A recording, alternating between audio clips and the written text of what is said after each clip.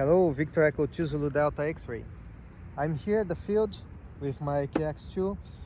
I keep this is waterproof, right? I have a light rain here. That's how I use the antenna. Probably throughout the winter, because going up there to the park where I like to stay, it's going to be hard.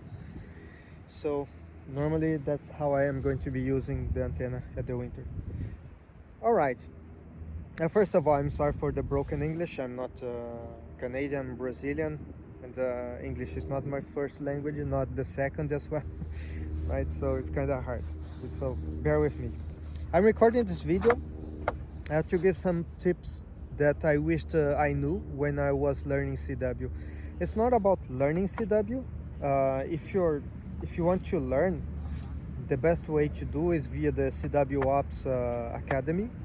I think that's the best way to learn, although I didn't learn there by myself, but I know a lot of people who learned CW in there, and they are all awesome operators, right? So if you have available time, if you're able to schedule some regular time to study, I think that's a good idea.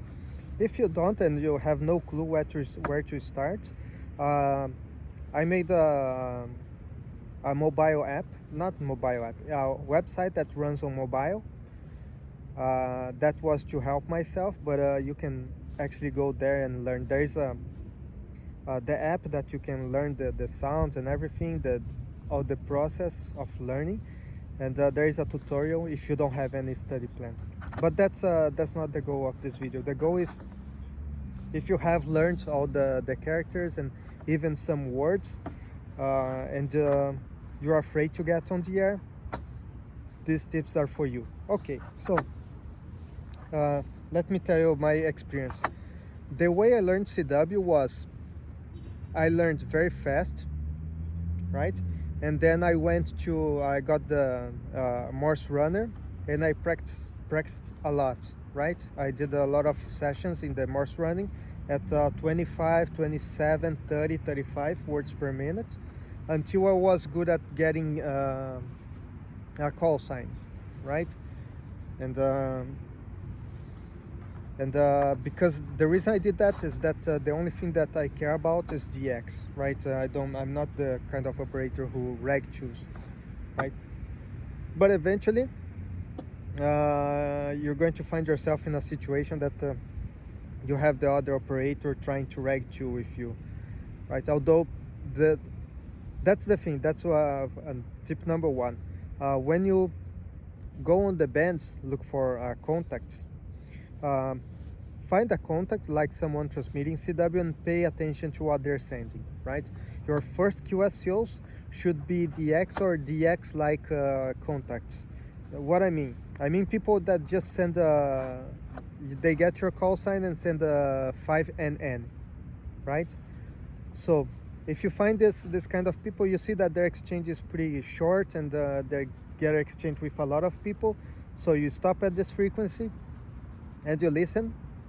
Doesn't matter the time you take to understand the call sign. You just keep listening, and eventually you will understand the full call sign. You send yours at any speed that you're able to, and get the QSO. This is very important because from what I understand, and it happened to myself as well, people give up CW when you start to study, and you're not getting your QSOs. So it's very important that you go there and get the QSOs, right? All right. So you start like this. The second step, I would recommend you doing contests, right? You learn, you go to the Morse runner, do a lot of sessions, and then you go into those contests, right? The CQWW is pretty easy because the exchange is 5NN and the CQ's on. So just with the call sign, you know already the zone that he's going to be sending. So you stop at a frequency, take your time to understand the call sign. You're probably going to understand the zone as well, and you'll get those QSOs, right? even though it sounds madness, but in these contests, sometimes you find people sending at 20, 25 words per minute. You actually find those. It's not very common, but you do find them, right? So I do recommend you participating in contests. The reason being is that the first one it's important for you to get your QSOs. The second reason is for you to actually understand that okay, well, I was having a hard time with my 100 watts to talk to someone, let's say 10,000 kilometers away, 14,000 kilometers away. I was having a hard time talking to these people, and on CW they hear me at first, right? So the second step is for you to have this experience, right? Okay, then you get used to this. The next step, what I did was learn how to do the short QSOs. The short QSOs is the thing that I'm able to do today at any speed. If you try to go out of this short QSOs, I kind of get lost, and I don't write down stuff. I get all by in the head. I don't write down stuff except names and QT8s and this kind of stuff, but I avoid writing down stuff. So short QSOs is RST, your name, sometimes your QT8, sometimes your rig, your antenna, right? And then you stop there, send the 73s, and yeah, that's the QSOs, right? And how you approach that? First, you learn the common words used for this. For example, OP is one of the words that you have to know by heart, right? The software that I made, you have a list of these common words. You can just go there and listen. But anyway, whatever the way you choose to learn, just learn the sound of these things. So OP is one way of saying your name. The other way to say your name is, right? So you learn name is, right? Learn rig, you learn QT8, right? With QT8, I would suggest you to learn the stuff that people use frequently, which is NR, which means near, right? Yeah, QT8. Rig, you learned the rig, and then for rig, I kind of came up with a tactics for me. Like I know how to listen to Kenwood FT, right? The K, the Elecraft radios, and an icon, the IC. So you kind of start to get, right? So you learn the start of the thing. It's going to be really easy, right? Eventually, when you build your vocabulary. All right, then come for antennas, right? ANT, right? ANT is antenna. You learn VERT, Victor Echo Radio Tango, for vertical. You learn dipole. You learn a delta loop, right? You learn Yagi. You see? As soon as you learn ANT, then you have the other information. Sometimes in the middle of the QSO, you'll get lost in this stuff. Just don't stress, right? You just listen for the next word that you understand. That's one thing as well. Many times when I was having QSOs, the operator would send rig, and I would try to copy, but I got lost. I don't mind. Don't worry. You just try to listen for the next word, which would be normally antenna, right? PWR, power. So you kind of learn these words.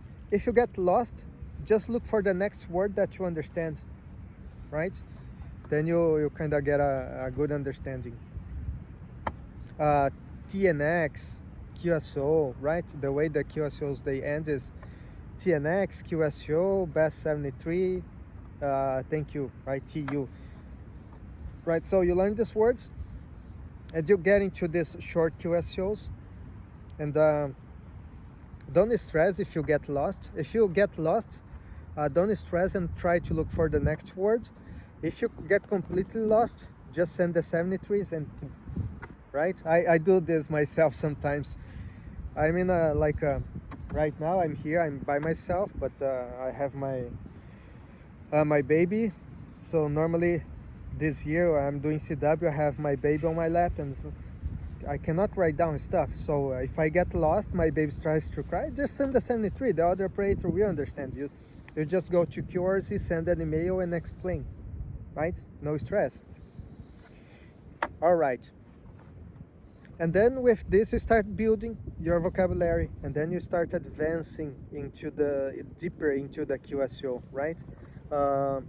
So I learned this short QSOs, and then since I publish videos on YouTube, whatever, I kind of understand. I learned the sound of YouTube, this kind of stuff. So when people send this, they say, "Oh, I see your QRZ page, I see your YouTube, I see your whatever."